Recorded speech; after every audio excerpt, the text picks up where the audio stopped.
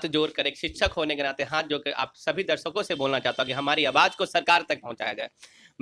मैं मेरे शिक्षक लोग आज भुखमरी के शिकार पे हैं। हमने जो संस्कार दिया है उससे आज बिहार चल रहा है, और आपका जो तानाशाही रवैया है, सरकार का जो तानाशाही रवैया है, इससे पूरा का पूरा विद्यार्थी जगत, शिक्षा जगत धूलमिल हो रहा है। कोचिंग बंद करना समाधान नहीं है। सबसे ज्यादा सरकार को सोचना चाहिए कि आज उम्र बढ़ रहा है और ज्ञान घट रहा है। जो हम लोग को फैसला सुनाते हैं, अपने फैसलों की जंजीर में बांधते हैं, ये कहीं ना कहीं आप गलत कर रहे हैं और ये बिल्कुल गलत है और अब नहीं सहा जाएगा। ये बिहार में क्रांति होकर रहेगा कि हत्या के अलावा या तो क्रांति होगी या तो हत्या होगा।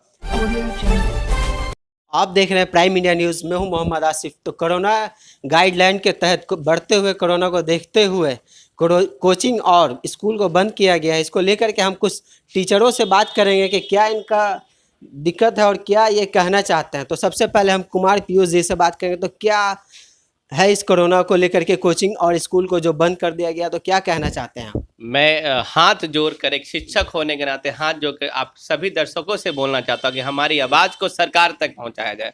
मैं मेरे शिक्षक लोग आज भुखमरी के शिकार पे हैं। आज हमारे कोचिंग का लाइन नहीं है। हमारे यहाँ 11 महीने बंद रहने के बाद 1 महीना के लिए स्कूल कोचिंग खोला गया। फिर सरकार के द्वारा इस तानाशाही रवैया जो अपनाया गया है और नीतीश कुमार जी के द्वारा, और हमारे कोचिंग संस्थान को बंद किया गया। एक शिक्षक से स्टूडेंट को पढ़ाने नहीं दिया जाए। बताइए हमारे बच्चे कहाँ जाएंगे?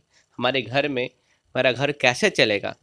मैं इंश्योर करता हूँ हम लोग कोरोना गाइडलाइन का पूरा पालन कर रहे हैं। मैक्सिमम कोचिंग सेंटर, स्कूल वाले कोरोना के गाइडलाइन को फॉलो करने के लिए तैयार हैं। तो क्या यह तानाशाही रवैया चलेगा? तो क्या मांग करना चाह रहे हैं आप इस गाइडलाइन के तहत? क्या आप लोगों को भी पढ़ाने का मौका मिले या फिर इस तरीके का कोई छूट चाहते हैं? क्या आप लोगों का मेन मुद्दा है, क्या मांग? देखिए, शिक्षक वर्ग को तो पॉलिटिकल लोगों ने जिस प्रकार से नचाया है, आज शिक्षा जगत खत्म हो रहा है। मैं नीतीश कुमार को चेताना चाहूँगा, मैं एक शिक्षक हूँ और मेरे द्वारा पढ़ाने से ही नीतीश कुमार एक मुख्यमंत्री बने हैं, और हमने जो संस्कार दिया है उससे आज बिहार चल रहा है। और आपका जो तानाशाही रवैया है, सरकार का जो तानाशाही रवैया है, इससे पूरा का पूरा विद्यार्थी जगत, शिक्षा जगत धूलमिल हो रहा है। आपको हम अपने कोचिंग को दिखाएंगे। आज पहले देखिए पूरा सुनसान है। आइए जरा दिखाते, फिर हम बात करेंगे हम लोग का क्या है करना है। देखिए हमारे साथ हैं डीके मिश्रा जी। डीके मिश्रा जी बहुत अच्छे इंग्लिश के टीचर हैं। आपको क्या दिक्कत आ रही है इसमें? सभी शिक्षकों की तरह हमारा भी कोचिंग बंद है। लगभग 11 महीने से बैठ के रेंट देना। और सवाल सिर्फ शिक्षकों की नहीं है, कोचिंग पेशा से जुड़ा हुआ बहुत सारे सेवा क्षेत्र है, जैसे कि कॉपी किताब वाले, फोटो स्टेट वाले, बैनर पोस्टिंग में करने वाले छोटे छोटे मजदूर जो आज बैनर टांग करके अपने जीविकोपार्जन चला रहे थे, उन सब का काम धंधा ठप है। कोचिंग बंद करना समाधान नहीं है। सबसे ज़्यादा सरकार को सोचना चाहिए कि आज उम्र बढ़ रहा है और ज्ञान घट रहा है। बढ़ती उम्र और घटती ज्ञान के बीच में संतुलन करने का एकमात्र उपाय है जो कोचिंग को पुनः खोला जाए। कोरोना प्रोटोकॉल का कैसे निर्वहन हो, इसको सुनिश्चित करने के लिए हम लोग एकदम पूरी तरह से तत्पर हैं। हम लोगों के हर कोचिंग में सीसीटीवी कैमरा है, सरकार आके निगरानी कर सकता है। चाहते हैं कि सोशल डिस्टेंसिंग के साथ हो या सीसीटीवी कैमरा लगा दिया जाए या फिर और भी तरह का जो भी व्यवस्था है, सबके लिए आप तैयार हैं ताकि खोल दिया जाए? कोचिंग पूर्ण रूप से सक्षम है सर। कोचिंग को पूर्ण रूप से सक्षम है जो वो कोरोना गाइडलाइन को 100% पूरा करेगा और उसके तहत ही कोचिंग चलेगा। हम लोग को भी हमारा भी बच्चा है। सिर्फ सरकार को बच्चों के प्रति संवेदना नहीं है, हमारा भी बच्चों के प्रति डर है। जो हमारे बच्चे कहीं बीमार ना हो जाएं, हमारे बच्चे कहीं परेशान ना हो जाएं। सरकार सिर्फ झूठी दिलासा जो बच्चों को दिला रही है कोचिंग बंद करके, आज बहुत बच्चे का रिजल्ट जो है मनमानी तरह से बढ़ा करके दे देना, अपनी नाकामी को छुपाना सरकार कर रही है। कोचिंग को खोला जाए। अगर कोचिंग नहीं खुलेगा तो उम्र बढ़ रहा है, ज्ञान घट रहा है। आज जिसका उम्र मान लीजिए 28 वर्ष है, बैंकिंग एसएससी का मैं तैयारी करवाता हूँ, वो तैयारी नहीं कर पा रहा है, उसके पास में मोबाइल फ़ोन नहीं है। आम बिहारी जो है सबके पास में सेल फोन नहीं है, और जिसके कारण वो तैयारी नहीं कर पा रहा है, उसका उम्र लैप्स हो जाएगा। वो कैसे फिर अपनी जीविका चलाएगा, कैसे अपना लक्ष्य तय करेगा? इसलिए मैं सरकार से विनती भी करता हूं और चेतावनी भी देता हूं, जो अगर कोचिंग को पुनः से नहीं खोला जाएगा तो निश्चित रूप से शिक्षा में जो कमी आएगी सो तो आएगी ही, एक बहुत बड़ी क्रांति होगी। बहुत बड़ी क्रांति होगी। इसके साथ एक और शिक्षक है, पहले आप अपना नाम बताएं। जी, मेरा नाम AK सिंह है। अभी जो आप न्यूज़ चैनल के माध्यम से आदरणीय पीयूष सर, आदरणीय डीके मिश्रा सर के माध्यम से आप सुन रहे थे।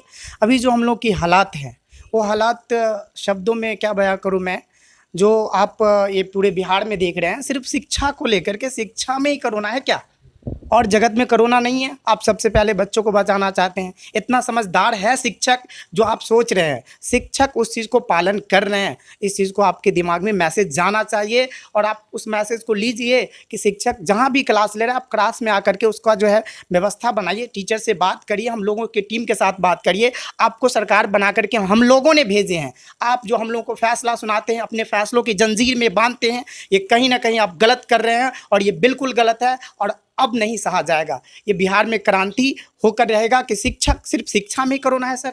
क्या हो रहा है? बच्चों के ऊपर कोरोना है क्या? बच्चों के बीच में कोरोना है क्या? ये कर क्या रहे हैं आप? थोड़ा ध्यान से देखिए और जज करिए। आप सबसे पहले शिक्षक संस्थान को बंद करते हैं और सबसे लास्ट में खोलते हैं। आप कर क्या रहे हैं? इस चीज़ को समझदारी लाइए, क्योंकि आज अगर शिक्षा नहीं होता तो जिस पद पे है और जिस शब्द को आप सोच रहे हैं, बोल पा रहे हैं, संगठन कर पा रहे हैं, ये शिक्षा के बल से कर पा रहे हैं आप। और ये कहीं ना कहीं हम लोग क्रांति करेंगे और अगर हम लोग जग गए तो समझ जाइए कि बिहार में जो है सब कुछ होने वाला है। सोया हुआ शेर है शिक्षक, जिस दिन जगेगा उस पूरे विश्व को दिशा और दशा देगा। इस बात को ध्यान रखना होगा। जी, मैं यही कहना चाहता हूँ। इसके साथ ही अभी अभी कहा गया है सर के तरफ से कि इस बार का जो रिजल्ट आया है वो कहीं ना कहीं बढ़ा करके दर्शाया जा रहा है, तो इसको लेकर के आप क्या कहना चाहते हैं? इसको लेके मैं बात करूंगा। पहले अपनी मनोदशा को बता रहा हूँ ना। अभी अपने क्लासरूम देखिए, हमारे यहाँ जो देखिए कोरोना गाइडलाइन को पूरा सैनिटाइज किया हुआ है। रिसेप्शनिस्ट आज खाली है क्योंकि उनको हटा देना पड़ा। ये देखिए हमारा जो ऑफिस है, आप देखिएगा ऑफिस में स्टाफ को हटाना पड़ रहा है। आप देखिए और ऑफिस में स्टाफ है, इधर आएंगे। और अभी हमारी जो हमारे यहाँ जो काम करती है उन सैलरी के लिए आई है। बताइए 11 महीने बंद रहने के बाद, झाड़ू पोछा करने के बाद उसको सैलरी कहाँ से? देखिए आइए, हमारे यहाँ सैलरी के लिए डिमांड करने के लिए हमारे स्टाफ्स आए हैं। कहाँ से मैं इनको सैलरी दे पाऊंगा? देखिए सैलरी कहाँ दे पाऊंगा? बिहार सरकार के द्वारा अब हमारे पास पैसा नहीं है कि हम लाइन कटवा चुके हैं, कहाँ से पैसा आएगा? आइए अपने क्लासरूम को दिखाता हूँ। सोशल डिस्टेंस को पूरा पालन करने के लिए देखिए एक बेंच पे हम एक बच्चा बैठाने को तैयार है। उसके बाद भी अगर सरकार कहती है पूरा बेंच खाली है, शिक्षक खाली है, शिक्षा का क्या होगा? बताइए, इसका रेंट कौन देगा? बिजली बिल कौन देंगे? हमारे बच्चे क्या खाएंगे? इसके लिए क्या सरकार कर रही है? आप सभी मीडिया बंधु से अनुरोध है, हम लोग के लिए कुछ कीजिए, अदरवाइज हम लोग क्या करेंगे? अब हम लोग को आत्महत्या के अलावा या तो क्रांति होगी या तो आत्महत्या होगा। अब बताइए क्या किया जाए? तो इसको देखते हुए बच्चे लोगों ने भी जो है प्रदर्शन किया था बिहार में, उनके ऊपर लाठी चार्ज हुए, उनको जो है समझा बुझा करके भी भेजा गया है, कई बच्चे को अरेस्ट किया गया। तो इसको किस तरीका से आप देखिए, ये तो पूर्णतः तानाशाही रवैया है। आज याद होगा नीतीश कुमार से लालू प्रसाद यादव, सुशील मोदी, ये सब लोग विद्यार्थी जीवन में, छात्र जीवन से नेता बने और आज उन छात्रों पे लाठीचार्ज, ये संभव नहीं है, अच्छा नहीं। एक क्रांति होगी और इस क्रांति के आग में कितने लोग जलेंगे पता नहीं। और बताइए, अभी मिश्रा जी ने जो बताया, कोचिंग इंस्टीट्यूट केवल एक कोचिंग इंस्टीट्यूट नहीं है, फ्लैक्स वाला चलता है, होर्डिंग लगाने वाले चलते हैं, एक छोटा छोटा रिक्शा वाला जो हमारे स्कूल से बच्चों को लाते वो चल रहा है, पानी वाला चल रहा है, एक पूरा का पूरा इंडस्ट्री के रूप में हम लोग आगे बढ़ रहे थे। और देखिए ना, सारे लोग बैठे हुए हैं। कहीं ना कहीं मजदूर तबके के लोग जो है घर पे आज हैं, उनका भी जो है रोजगार छिन चुका है इस कोचिंग के कारण। बिल्कुल बिल्कुल। तो रोजगार, एक लोग, आप देखिए पटना में आबादी बहुत कम हो गई, लोग गाँव में जाके शिफ्ट हो रहे हैं, पटना नहीं आ रहे हैं। कैसे होगा? कैसा देश चलेगा? कैसे? आज हम शिक्षकों पे जो जंजीर लगा के रखी गई है, क्या ये जंजीर कैसे टूटेगा? शिक्षा वो अधूरी थी जिससे आज बिहार में परिवर्तन की दशा आई है, सुख शांति का माहौल बनने जा रहा था, इस शिक्षा के द्वारा ही था। हम लोग पढ़ेंगे तब ना एंटरप्रेन्योर बनेंगे, बच्चों को पढ़ाएंगे। अगर देखा जाए, इस बार मैट्रिक का भी रिजल्ट आया कल और इंटर का भी आया परिणाम, तो दोनों को अगर देखा जाए तो बहुत बेहतरीन अंकों से जो है बच्चों लोगों ने पास किया है और इस कहीं ना कहीं उनका सेल्फ स्टडी भी काम आया होगा। और इसके साथ क्या कहना चाहते हैं आप इसमें? क्या मैं बताऊं हमारे सामने दो टीचर और भी अभी जिससे आपने बात किया, सर आइएगा जरा, मिश्रा जी आप भी आइएगा। हम तीनों मिलके एक बात आ रहे हैं, ये जो रिजल्ट अच्छा आ रहा है इसका श्रेय केवल का केवल बिहार सरकार नहीं है। आप बिहार सरकार के स्कूल में देखिए, वहाँ पे टीचर की व्यवस्था अच्छी नहीं है, उनके पास लैट्रिन की व्यवस्था अच्छी नहीं है। और अब बात हमारे कोचिंग सेंटर वाले भी आप उठाते हैं, अगर हम कोचिंग सेंटर वाले नहीं हो तो 30% का भी रिजल्ट बिहार सरकार नहीं प्रोड्यूस कर सकती है। सरकारी स्कूल को सही कर दिया जाए तो आज कोचिंग जो है बंद हो जाए या बंद के कगार पे रहेगा। 15 साल से क्या मक्खी मार रहे थे? आपको बिहार मैंने सौंपा था 15-18 साल पहले नीतीश जी, और आप बताइए क्या रेलवे स्टेशन पे सैनिटाइज आप कर पा रहे हैं? इलेक्शन होने के लिए आपको कोरोना खत्म हो जाता है। आपका बिहार कहाँ चल रहा है? दिन पे दिन मर्डर हो, तो आप भी अपनी कोशिश छोड़ दीजिए।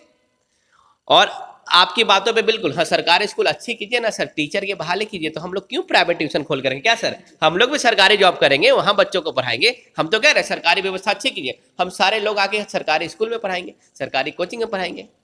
इसके साथ ही अगर आप जो है सरकारी स्कूल की बात कर रहे हैं या टीचरों की बात करें तो सरकार का कहीं ना कहीं मुद्दा रहा है 19 लाख रोजगार, उसमें जो है नौकरियां भी हैं, तो कहीं ना कहीं तो जनरेट करने को सरकार है इसमें। मिश्रा जी जवाब इसका आप दीजिए। 19 लाख आंकड़ा सिर्फ आंकड़ों के जादूगरी से नहीं होगा, सारा अर्थव्यवस्था चौपट है। असंगठित क्षेत्र के लिए यहाँ स्टेशन पर काम करने वाले के लिए हित की बात किया जा रहा है, लेकिन जो शिक्षा क्षेत्र से जो लगभग 3 लाख से 4 लाख करोड़ का आज ये बाजार है सिर्फ बिहार का शिक्षण का, वो बंद है, जिसके कारण रोजगार की जो आप 19 लाख दिखा रहे हैं उसमें सरकारी नहीं है, उसमें रोजगार है, नौकरी नहीं, रोजगार की बात आप कर रहे थे 19 लाख। तो नौकरी रोजगार जब हम 19 लाख की बात करते हैं तो हम जब बड़े सेक्टर, बिहार में कोई इंडस्ट्री नहीं है, यहाँ सिर्फ शिक्षा ही इंडस्ट्री है, यहाँ लोग पढ़ के ही नौकरी लेते हैं, यहाँ कोई उद्योग धंधा नहीं है। और ऐसे पिछड़े राज्य में जब शिक्षा को ही बंद कर दिया जाए तो 19 लाख रोजगार का सपना तो बस उसी तरह है मुंगेरी लाल की सपने की तरह। यहाँ कभी भी ये सपना साकार नहीं हो सकता है जब तक आप शिक्षा को सुदृढ़ न करें। और दलीलें दी जाती है जो हम सरकारी स्कूल को अच्छा कर लेंगे, सरकारी स्कूल को अच्छा कर लेंगे। सबसे पहले सरकारी स्कूल को अच्छा करने से पहले सरकारी सोच को अच्छा करना होगा शिक्षा के प्रति, तब जाकर के हमारा शिक्षा व्यवस्था सुधरेगा।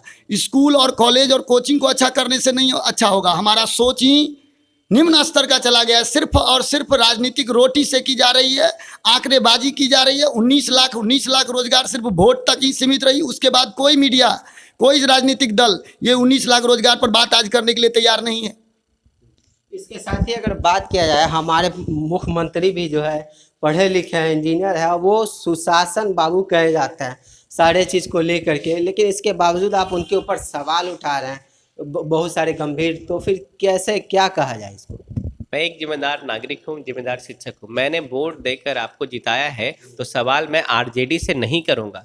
सत्ता में आप हैं साहेब, तो सत्ता के शीर्ष वाले आदमी से सवाल पूछेंगे, क्योंकि मैं एक आम नागरिक केवल वोट देने के लिए नहीं हूँ। मैंने वोट देकर आपको उस कुर्सी पर बैठाया है, मैंने हमारे शिक्षक ने आपको पढ़ा के उतना काबिल बनाया है, तो सवाल मैं तो आप ही से करूँगा ना। अच्छा, एक लाइन में अगर कहा जाए अंतिम पड़ाव की तरफ है कि क्या मेन जो है मांग रहेगा, क्या कड़ी शब्दों में आप कहना चाहते हैं सरकार को कि कोचिंग और स्कूल के प्रति जो है ध्यान दिया जाए?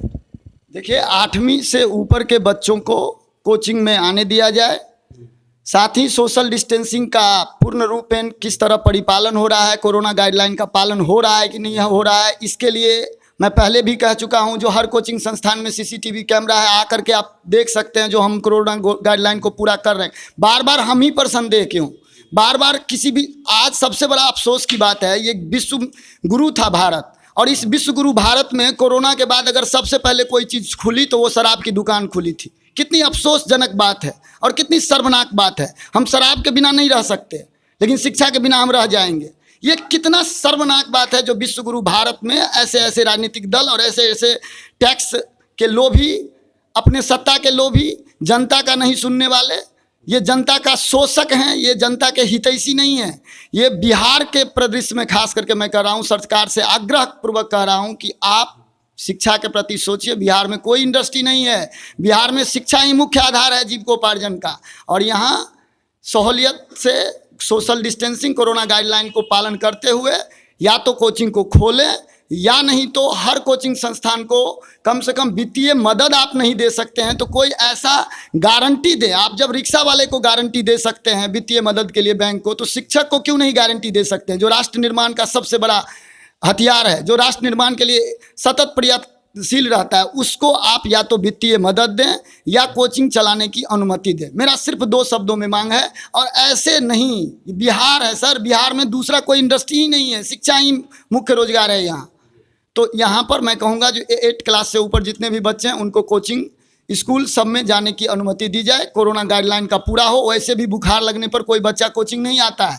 थोड़ा सा भी सर्दी बुखार होता है, खांसी, कोरोना के अन्य दिन भी थोड़ा सा भी बच्चा को अगर तकलीफ होता है तो वो कोचिंग नहीं आता है। बीमार में कोई नहीं आता है यहाँ।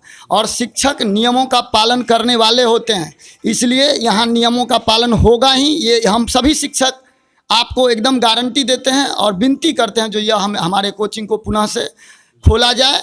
इससे क्या होगा, जो बढ़ता उम्र और घटता ज्ञान के बीच जो असंतुलन पैदा हो रहा है उसको हमें ठीक करना है, क्योंकि उम्र बढ़ रहा है, ज्ञान घट रहा है सर। बहुत बहुत धन्यवाद आप लोगों का। और इसके साथ ही और आपसे जोड़ना चाहूँगा, हम लोग कोई मांग भिक्षुक नहीं है, हमें हमारा हक चाहिए, है ना। और सरकार से मैं अपील करूँगा, आप एक कोर कमेटी बनाइए और उसमें प्राइवेट शिक्षकों को रखिए, सरकारी शिक्षकों को रखिए, अपने आला अधिकारी को रखिए और हम लोग को पुनः कोचिंग खोलने की अनुमति दी जाए। और आप आके निरीक्षण कीजिए और आपको लगे कि हम उस रूल रेगुलेशन को और नॉर्म्स को पालन नहीं कर रहे हैं, आप हमारे कोचिंग को सील कर दीजिए, हम उसके लिए तैयार हैं। लेकिन उस कमेटी में हमारे शिक्षक बंधु भी होने चाहिए, तो हमारी बातों को रखे पाएंगे। तो हम कोई भिक्षुक नहीं है, हमको कोई अधिकार की बात हम करते हैं, हमको कुछ पैसे से मतलब नहीं है। आप हमको हमारे हाल पे मत छोड़िए, हमको कोचिंग खोलने दीजिए और कमेटी बनाइए, कमेटी डिसाइड करे कि अगर किस कोचिंग को खोलना है, किस कोचिंग को बंद करना है। धन्यवाद, बहुत बहुत धन्यवाद। तो इन लोगों का मांग है कि कोरोना गाइडलाइन को देखते हुए जो है कोचिंग को खोला जाए और एक कमेटी की भी जो बनाया जाए जिसमें शिक्षकों भी हो। और इसके साथ साथ जो है आपको ये वीडियो देखने के लिए बहुत बहुत धन्यवाद।